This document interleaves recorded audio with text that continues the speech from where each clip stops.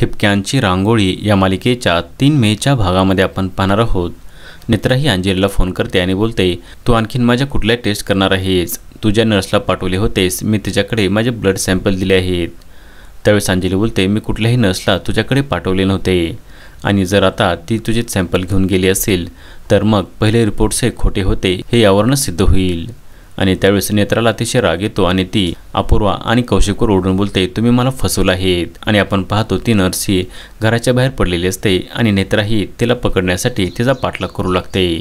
आणि आपण पाहतो अपूर्वा देखील नेत्राच्या पाठीमागे जाते आणि रस्त्यामध्ये नेत्राही त्या नर्सला पकडणार त्याच वेळेस एक गाडी येते आणि नेत्राला धडक मारते। त्यावेळेस आपण पाहतो नेत्राही अतिशय गंभीर जखमी होते आणि खाली कोसळते। आणि नेत्राची ही अवस्था पाहून अपूर्वा देखील घाबरते आणि नेत्राताई म्हणून जोरात आवाज देते। आता पुढे येणाऱ्या भागामध्ये आपण पाहणार आहोत अपूर्वा ही नेत्राला कशा प्रकारे वाचवणार हे पाहणे अतिशय रंजक ठरणार आहे। ठिपक्यांची रांगोळी या मालिकेचे सर्व अपडेट्स पाहण्यासाठी आमच्या चॅनलला लाईक करा, शेअर करा आणि सबस्क्राईब करायला विसरू नका।